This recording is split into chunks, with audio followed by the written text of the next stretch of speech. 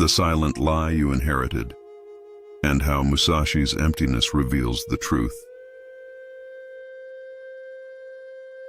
The inherited silence, a lie passed through generations. Close your eyes for a moment. Imagine the quiet in your family lineage, not the silence of peace, but the silence of unspoken pain. Many of us inherited beliefs not through words, but through emotional suppression. A silence that taught us it's dangerous to feel, to express, to dream. And so a lie was born, that our emotions are weakness. Perhaps you carry this silence within you now, a quiet agreement that your sadness is too much, your joy too loud, your truth too strange. This internalized conditioning didn't begin with you. It was shaped by your ancestors, molded by survival, not wholeness. The nervous system adapts to this lie like a shield, but shields eventually become prisons. Bruce Lipton explains that we absorb emotional patterns from our environment before age 7, forming belief systems in our subconscious. If your caregivers silence their pain, you likely learn to do the same. But the epigenetic field, the energetic blueprint of your biology, is not fixed. You are not destined to repeat this silence. You are the point where the pattern can be rewritten. What if the ache you feel isn't yours alone, but echoes of generations longing to be heard? What if your healing is a ripple that moves backward and forward in time? The pain was real, but so a chance to choose differently. You are not broken. You are the beginning of a new lineage, a lineage that feels. Take 5 deep breaths. On the exhale, whisper within, it's safe to feel. It's safe to heal. Each time you choose presence over suppression, you tell your cells a new story. The silence may have been passed on, but now, so can the truth. Musashi's void, the sword of nothingness and the self. Miyamoto Musashi, the great samurai, spoke often of emptiness. Not absence, but a space beyond fear, ego, and illusion. In his final scroll, the Book of 5 Rings, he described the void as the state where truth resides, not in clinging, not in force, but in surrender. What if this void is where your true self is waiting? Many fear the emptiness within, associating it with loneliness or loss, but Musashi saw it as clarity, a clean field where illusion dissolves. In the void, there is no performance, no inherited script, only presence. You are not your trauma, your achievements, or your failures. You are the awareness beneath them all. Joe Dispenza teaches that when the mind quiets and the identity dissolves, we access the quantum field, a space of pure potential. This mirrors Musashi's void, a dimension where you are not separate from creation, but one with it. Healing doesn't always come through action. Sometimes it comes through stillness. Sit quietly for 3 minutes. Imagine the space between thoughts expanding.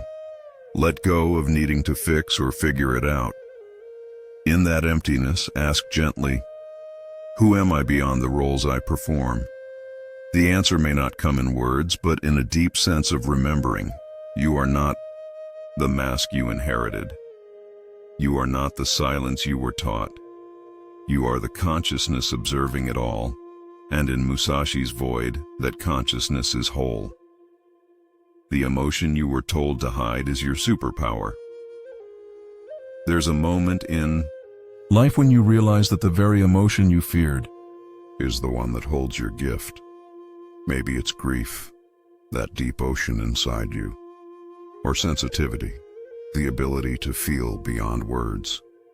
Society taught you to hide it. But your soul? It's been asking you to reclaim it. What if your sorrow is sacred? Greg Braden reminds us that the heart emits an electromagnetic field more powerful than the brain, and the coherence between the two, especially during emotional expression, creates a quantum signal. Your feelings aren't noise. They're frequencies, frequencies that shape reality. Neville Goddard said, "Assume the feeling of the wish fulfilled." But how can you assume a feeling if you fear it? By embracing your true emotional state, even the painful one, you become energetically honest. And from that honesty, manifestation becomes real. Suppression distorts, expression aligns. Write down one emotion you often reject. Look at it as you would a child, innocent, needing presence. Whisper to it, "You're allowed to be here." This simple practice of emotional permission can rewire your nervous system. You'll feel safer inside yourself. And safety is the soil where transformation grows. Your emotion is not a flaw. It's the compass pointing to your liberation. When honored, it becomes your guide. When repressed, it becomes your shadow. The choice is yours. Fight it or free. Iru. The nervous system remembers what the mind tries to forget. You may think you've moved on, but your body might still be holding on. The nervous system isn't logical, it's biological. It remembers the tone, the silence, the moment you swallowed your truth to stay safe. It remembers every time love felt conditional. And so, it remains on guard, even in peace.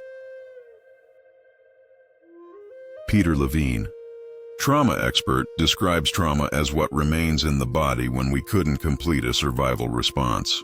That shaking, numbness, tension, not weakness. Wisdom paused mid-sentence. Your healing begins when you let the body finish that sentence. Not by force, but by presence. Try this. Place your hand on your chest and simply breathe into the sensation. Don't name it. Don't fix it. Just allow. Often, the nervous system doesn't need you to understand the story. It needs you to stay while it tells it. This is how safety is restored. Healing isn't just about mindset. It's about somatic permission. Your nervous system doesn't speak English. It speaks sensation, rhythm, and breath. When you listen that way, the body exhales decades of survival. Not because the past is gone, but because the present is finally safe. You are not overreacting. You are finally unfreezing. Generational patterns are invisible until you name them. Have you ever acted in a way that surprised you? A reaction that felt older than you? That's the voice of inherited programming. Our behaviors are often echoes of ancestral survival strategies. You weren't born with self-doubt. You were taught it was safer than standing out.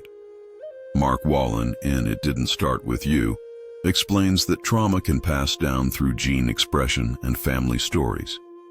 Even without direct experience, your system can mirror your ancestors' wounds. Their fears become your caution, their silence becomes your shame. Until you name it.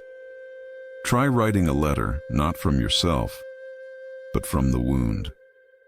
I act this way because I was taught. Let the pattern speak.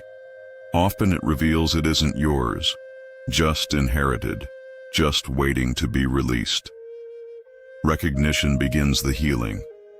When we name the pattern, we no longer are it. We see it. And what is seen can be shifted. What is understood can be softened. You don't need to carry what didn't begin with you. You get to choose what ends with you. Your lineage may have passed on pain, but now you can pass on truth. Emptiness is not the enemy. It's the beginning. We live in a world that fears the void. We rush to fill silence with noise, boredom with distraction, pain with performance. But Musashi knew, emptiness isn't emptiness, it's space, and space is where spirit breathes. In Taoist thought, the usefulness of a cup is in its emptiness. What holds value is not what is added, but what is cleared. You don't become free by adding more. You become free by releasing what's not yours. Emptiness is not absence, it's potential. This emptiness is not depression, it's a detox. A necessary shedding before a soul-level becoming. If you feel like you're dissolving, you're not dying. You're finally removing the mask that never fit. Trust the disorientation. Try sitting in stillness for just 60 seconds. No phone, no music, just you and the space inside. Notice the discomfort. Then welcome it like an old teacher. This is not emptiness. This is presence, uncluttered and alive. Don't fear the quiet. It's where the truth first speaks. Identity is a costume worn by the wound. Many of us confuse identity with self, but often identity is armor, a carefully crafted persona, designed to avoid pain, rejection, or vulnerability. The strong one, the achiever, the peacemaker, these masks were built for survival, not for truth. Gabor Mate reminds us that much of who we think we are is actually who we became to be loved. Your personality may be a coping mechanism. Your strengths may be adaptations, and that's okay. But it's not the end of the story. The real you is softer, truer. Ask yourself, who was I before I needed to protect myself? That question is not for the mind to answer. It's for the heart to remember. Beneath the roles and reflexes lies a presence untouched by pain. That's who you are. The moment you question your mask, it begins to loosen. Not as a crisis, but as an awakening. You don't have to be anything to be loved. You just have to be. Identity served its purpose. Now, let your essence speak. The soul is not a role, it's a remembering. Healing is not becoming new, it's remembering what was forgotten. In your rush to improve, grow, transcend, have you forgotten who you were before the wound? Healing is not becoming someone else. It's returning to who you were before the world taught you not to be that. Before survival shaped your silence. Ram Dass once said, "We're all just walking each other home." But home isn't a place. It's a state of inner truth. That truth wasn't lost. It was buried under expectations, shame, and fear. Healing unburies, not creates. You don't need more. You need less. Less pretending, less performing, less pleasing. Every layer you shed brings you closer to the you that always was. That inner child with wonder still intact. That soul that never needed fixing. Practice this. Close your eyes and ask, what part of me have I abandoned to survive? Wait, listen, that whisper. That's not your imagination. That's your remembering, and it's holy. You are not here to become worthy. You are here to remember you already are. Truth doesn't always feel good, but it always sets free. Truth is not always comfortable. Sometimes it stings, especially when it reveals how long we've lived in a way that wasn't ours. But that sting is sacred. It's the soul stretching out after being confined. Musashi lived by clarity, not comfort. The sword was not for violence, but for cutting illusion. Similarly, your truth may dismantle roles, relationships, or beliefs. That's not destruction. That's alignment. A clean wound heals faster than a festering one. Feeling disturbed doesn't mean something's wrong. It means something real has entered. Truth often brings grief, for time lost, masks worn, or love chased in the wrong places. Let that grief wash through. It's making space for something more honest. Ask yourself, what truth am I avoiding because it would change everything? Then listen, without defense. The deeper you go, the lighter it gets. Because truth, though heavy at first, always leaves you with less to carry. Truth is not a weapon. It's a compass,